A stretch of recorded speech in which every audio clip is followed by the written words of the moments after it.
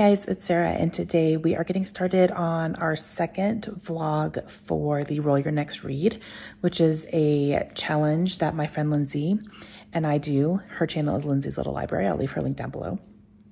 But over the past couple summers, we have issued just a fun little challenge game to help you pick some books over the summer to read. And it involves rolling dice. There's a board.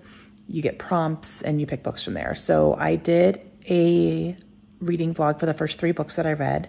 So I'll leave that link down below if you haven't seen the first one. So this will be the second one, probably the last. I tend to do 2 vlogs over the summer for these. And we're going to pick 3 more books in this one and read them. I'm going to go ahead and go grab my board and we will roll to see what we're going to read first. Okay, since this is going to be my last one, I'm going to try to squeeze in multiple prompts for one book if I can. So I'm going to roll my dice, pick my numbers, and I will see which 2 prompts come up for the numbers that I roll. If I can make one book work for both prompts, I'm going to really try my hardest to do that. Okay, so let's see what the first number is. So number 3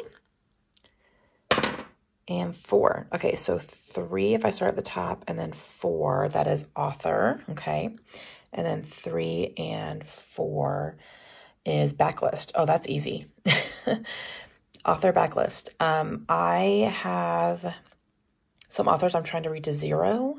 So I'm going to look at my list and see which ones I can maybe try to accomplish that for, because I have quite a few authors where I only have one more book to read and then I've read them to 0. So I'm going to check that out real quick and then see what I can make work. But I could definitely do both of these for sure.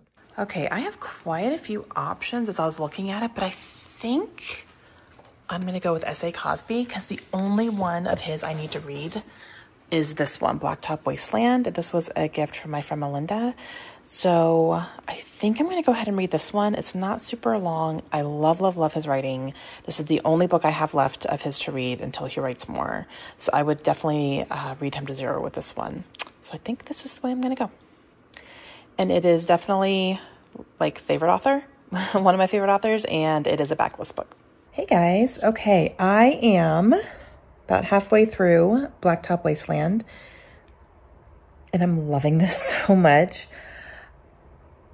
I'm loving this probably the same amount that I loved Razorblade Tears. It has that same feeling for me. It's, you know, a character who doesn't know how to not be the way that he is, even though he doesn't want to be that way anymore, but he doesn't know how to stop.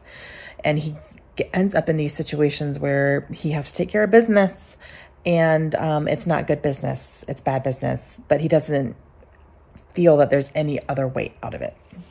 And it is action-packed. Our main character is incredibly smart, and there's just things that happen that tie together. And I'm like, I'm really, really enjoying it so much. So much. And his writing, I cannot say enough good things about it.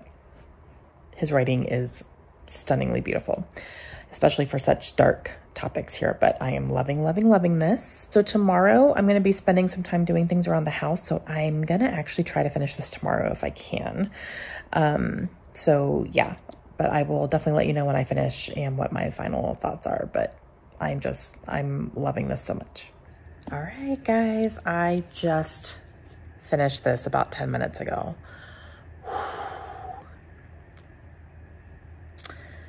I tabbed the crap out of it. There's so many tabs in here. I loved this. It really did feel to me kind of like Razorblade Tears, just the action in it and the things that were happening, and my heart broke multiple times. And I don't want to say too much, but I will say that our main character, his name is Beauregard.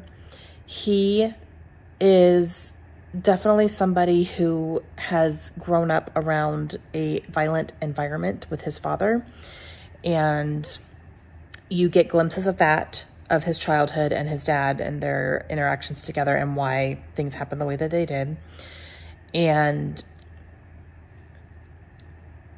that is now, some of that starting to translate into his life as an adult and as a father himself. And he doesn't like that, but he also doesn't know how to get out of it. And he just finds himself in these impossible situations where he has to do what he has to do to keep his family safe. And oh my gosh, you guys, it is so good. It's so good and heartbreaking. And I loved every page. I really did. This is 5 stars. I liked it just as much as Razorblade Tears. I really did, which is shocking to me because I love that book so much. This one is just as good for me. Like, those two are my top books of his. But I have now read him to 0. This was my last book of his that I needed to read. So I have now officially read all of his novels, which makes me very happy. And I crossed off 2 squares with this one. So author for favorite author, one of my favorite authors, and backlist because this is a backlist book of his. So very, very happy about that. All right. Oh man. Okay. We are going to roll for another one and see what else we can knock out here. Okay. Let's roll for our next one. 2 and 6. Okay. So 2 and 6 is favorite. All right. That's good. And then 2 and 6 over here is water. Interesting. Now I'm about to start a book that has water on the cover for sure, but it's not a favorite anything. It's for a book club and it's by an author I've never read. So don't know that I can make favorite work in there, but let me see if I have anything else kind of immediately planned that could maybe work. If not, then we will do my book club one. Okay, I have it. Stay with me, guys, okay? Now, let's see. Favorite, TJ Klune.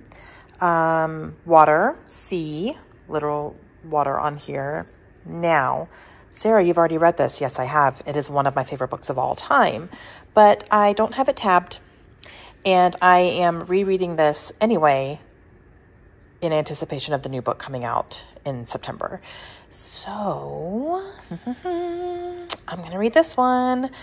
Literally, I'm doing it anyway. So it just happens to fit both of those prompts actually perfectly. So yeah, I'm going to reread this. Very excited about it. I haven't decided if I'm going to listen to it, or I think I'm maybe going to listen to it if I can find it. If not, I'll just read with my eyeballs, but I'm planning to tab this thing up because I haven't done that. I was not tabbing at the time when I read this book. So very excited to get back into this world with these characters. I love them. I miss them.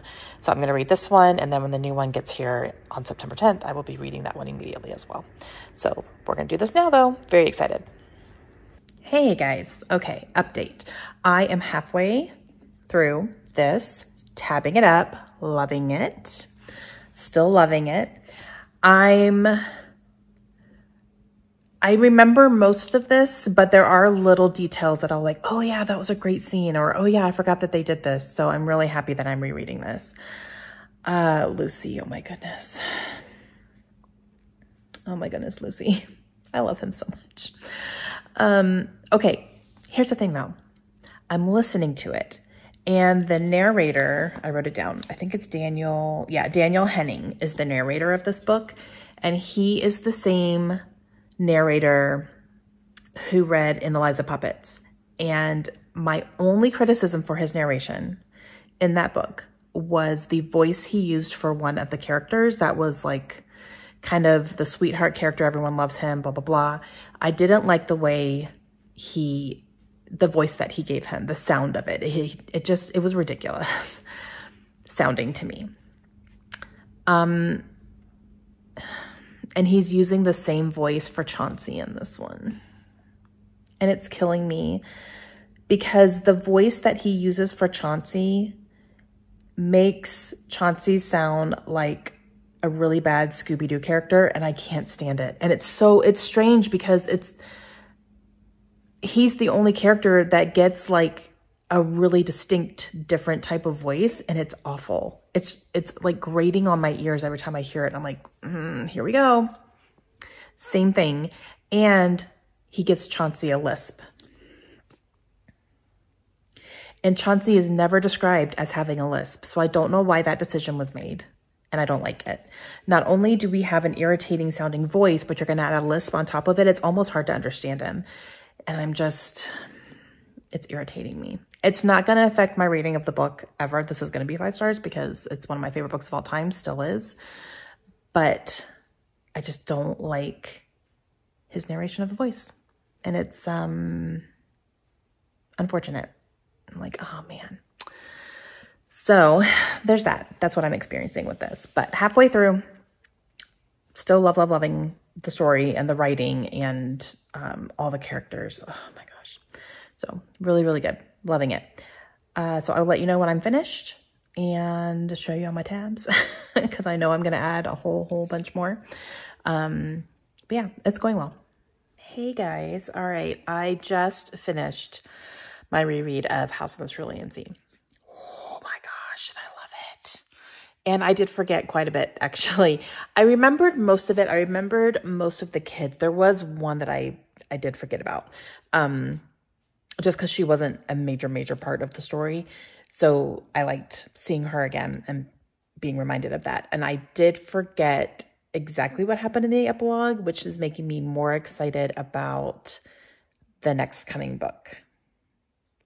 So, which is currently in the mail on the way to me right now because it came out today. So my pre-order is on the way, and as soon as I get it, I'm going to be diving in because I just love these characters so much. So much. It's another 5-star, and it's solidified that this is one of my favorite books of all time. I loved it so much. And that's it. Hey guys. Okay, I have actually decided to go ahead and end the Roll Your Next Read here. I thought about doing a third one, but we're in the middle of September already, and this ended in August. So I'm concentrating on series right now for series September and just kind of moving on. So I'm going to go ahead and end it here. So that was 2 more books for it. So altogether, I read 5 books and knocked off quite a few prompts, which was awesome and fun. So I hope you guys enjoyed. Please let me know if you guys did participate in Roll Your Next Read. I would love to know how many squares you guys got knocked off. And I will see you guys again soon. Hope you have a great day.